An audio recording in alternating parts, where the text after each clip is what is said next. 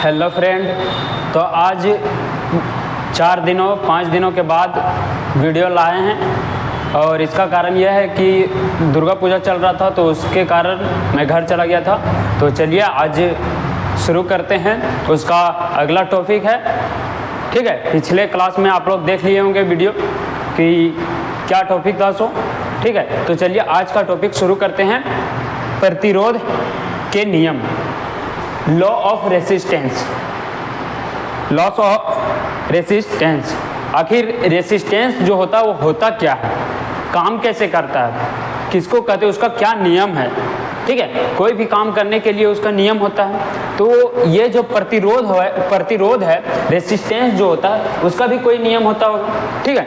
आखिर रेसिस्टेंस होता क्या है, रेसिस्टेंस होता क्या है, तो रेसिस्टेंस का क्या होता है, तो रेसिस्टेंस हम कहते किसको हैं, सबसे पहले ये जानेंगे, ठीक है। रेसिस्टेंस कहते किसको हैं, तो अगर किसी भी धारा में प्रवाहित हो रहा है, मान के चलिए एक वायर है, ठीक है, इसमें विद्युत धारा प्रवाहित हो रहा है, और जब विद्युत धारा प्रवाहित हो रहा है, ठीक है, विद्युत धारा इसमें प्रवाहित हो रहा है तो क्या आसानी रूप से प्रवाहित हो रहा है। लेकिन इसके बीच में अगर हम क्या करेंगे तो एक रेसिस्टेंस दे देंगे,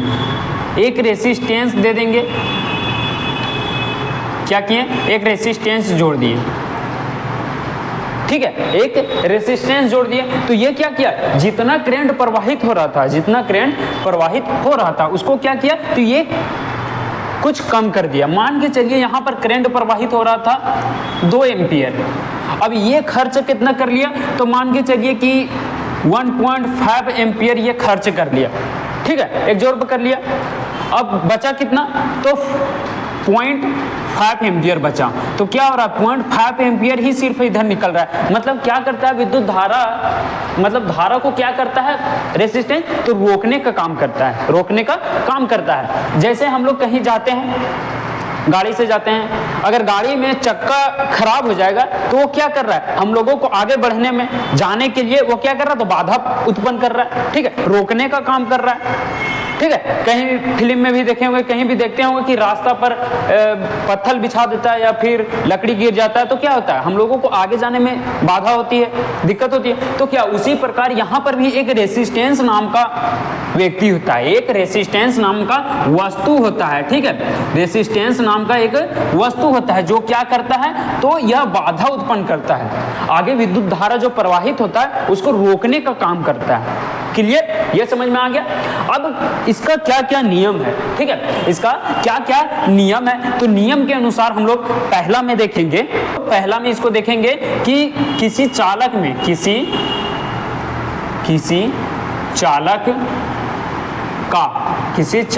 का प्रतिरोध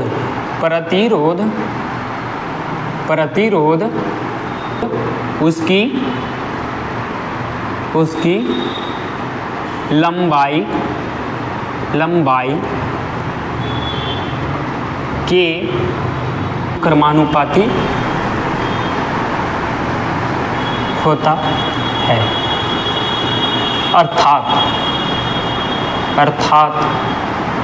अर्थात R अनुप्रस्थ समानुपाती लंबाई L को छोटा l से दर्शाएंगे, ठीक है। क्या बोल रहा है कि जो प्रतिरोध का पहला नियम है, क्या बोल रहा है कि किसी चालक का प्रतिरोध उसकी लंबाई के अनुक्रमानुपाती होता है। मतलब क्या बोल रहा है कि कोई भी तार, ठीक है, कोई भी तार अगर हम लोग लिए हैं, मान के ये कि 2 वायर लिए हैं, ठीक है, एक ये है और एक ये है, ठीक है, 2 तार लिए हैं।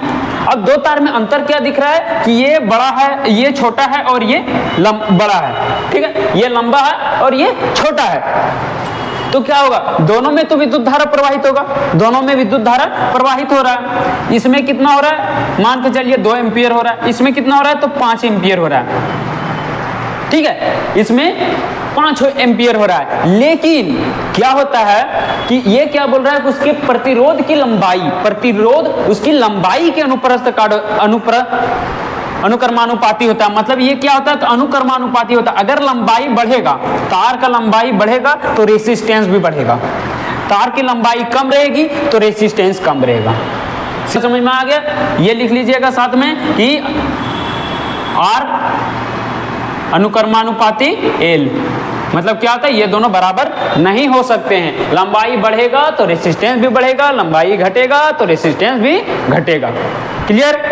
अब दूसरा देखते हैं, दूसरा देखते हैं, साथ में लिख लीजिएगा साथ में कि लंबाई बढ़ेगा तो रेसिस्टेंस भी बढ़ेगा और लंबाई घटेगा तो रेसिस्टेंस घटेगा।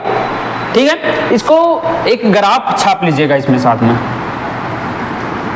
ठीक है, ये क्या कर रहा है, तो बढ़ रहा है, ये बढ़ रहा है, इधर है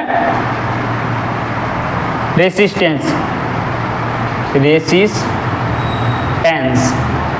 ये क्या रहा है, तो बढ़ रहा। क्यों क्यों बढ़ रहा है? क्योंकि इसका लंबाई बढ़ रहा है, लंबाई बढ़ रहा है। क्यों? क्योंकि लंबाई बढ़ रहा है और इसीलिए रेसिस्टेंस भी बढ़ रहा है। क्लियर? हम लोग दूसरा देखते हैं, दूसरा देखते हैं। तो दूसरा में क्या होता है, दूसरा में क्या होता है, तो दूसरा में बोलता है, दूसरा में क्या बोलता है कि पहले हम लोग देखें लंबाई के अनुसार, अब देखेंगे क्या, क्षेत्रफल के अनुसार। ठीक है, तो क्या बोलता है, किसी चालक में, किसी चालक का प्रतिरोध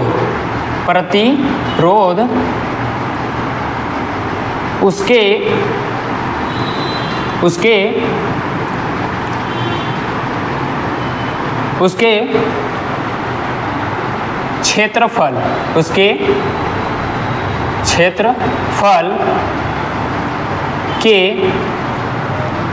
क्षेत्रफल के व्युत्क्रमानुपाती होता है,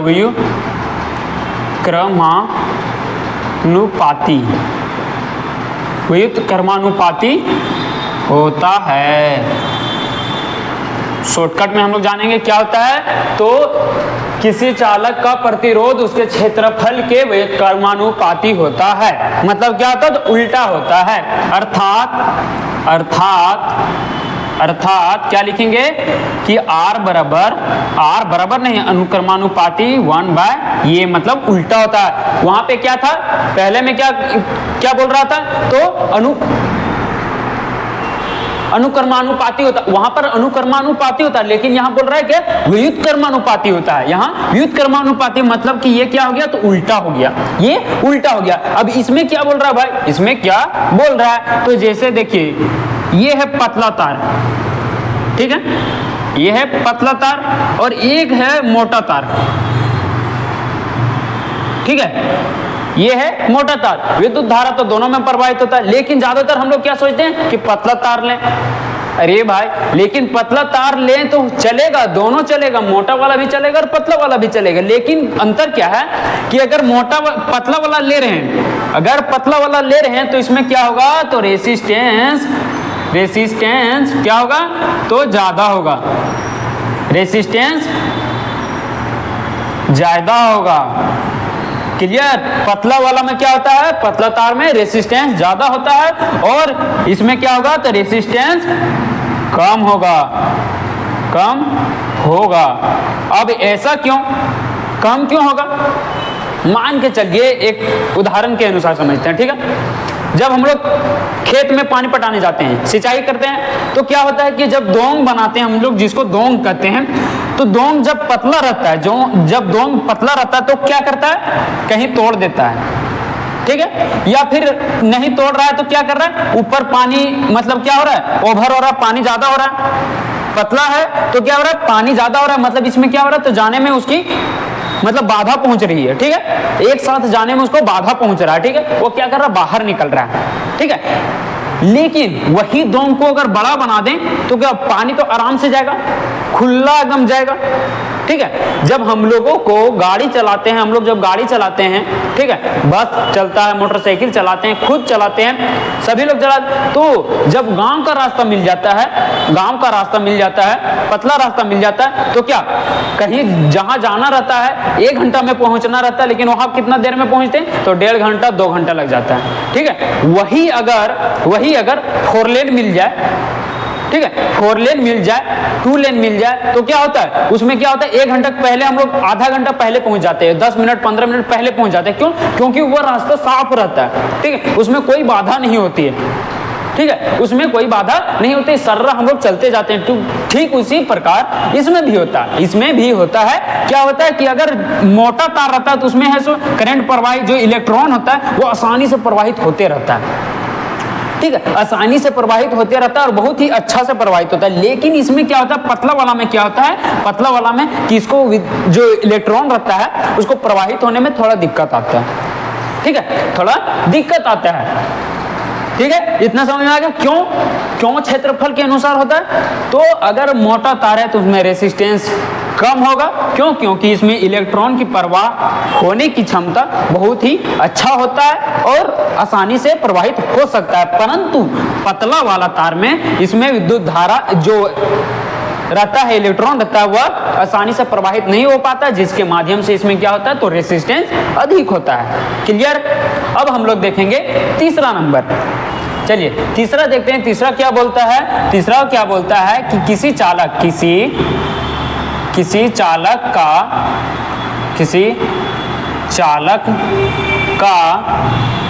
प्रतिरोध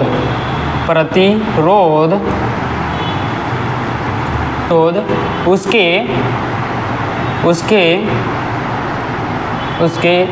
पदार्थ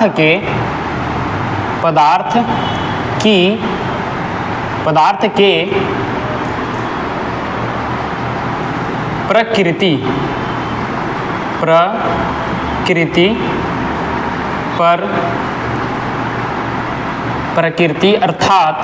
प्रकृति अर्थात पदार्थ के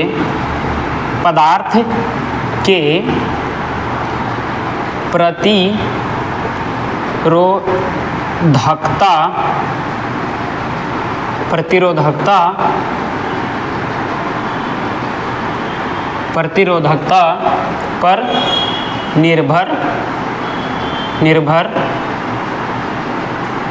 करती है,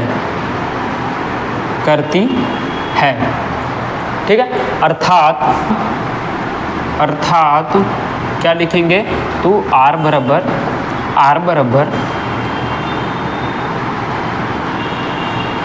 रो एल बटे ये, ठीक है। प्रतिरोधकता का मतलब क्या होता है, इसको हम लोग रो कहते हैं, ठीक है। मतलब ये क्या बोल रहा है, जो प्रतिरोधकता का है, जो हम लोग मात्रक, जो उसको हम लोग इंडिकेट करते हैं, उसको हम लोग रो से इंडिकेट करते हैं,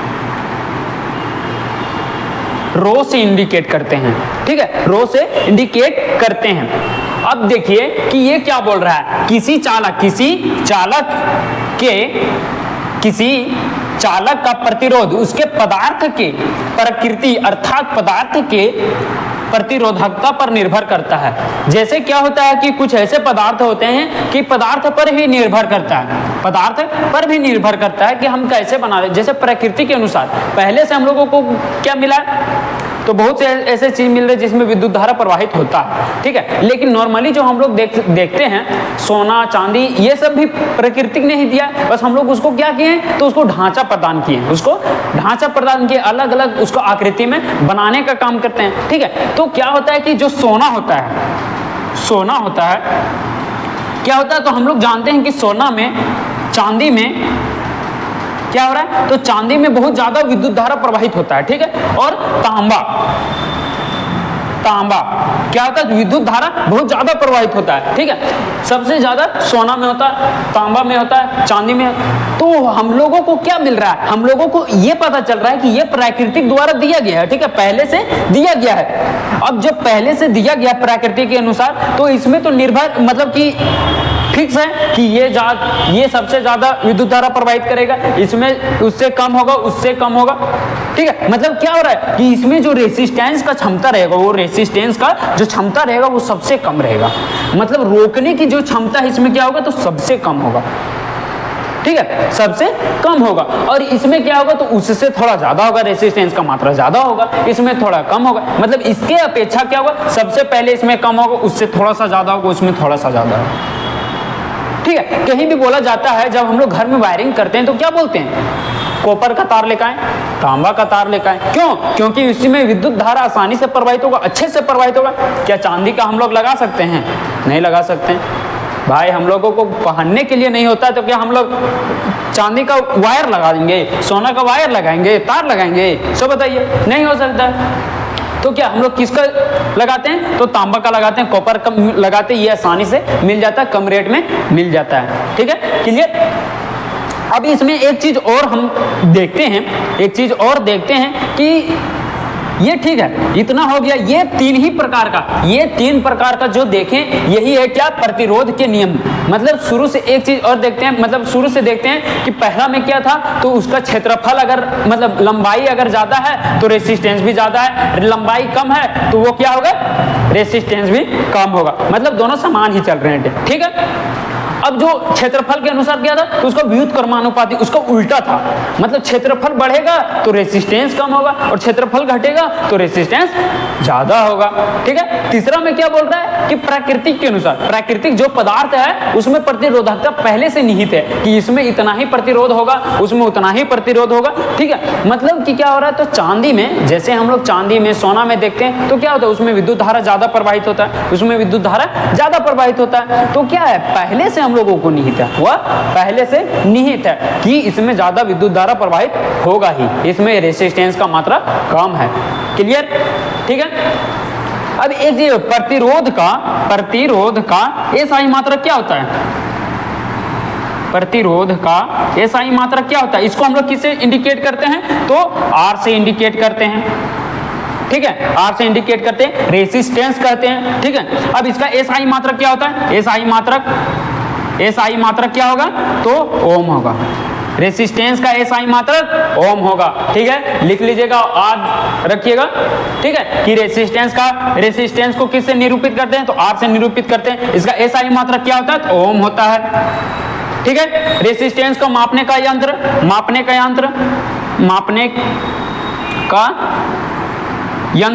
यंत्र को क्या कहते हैं, तो ओम मीटर कहते हैं। किस में मापा जाता है, तो ओम मीटर में मापा जाता है। क्लियर?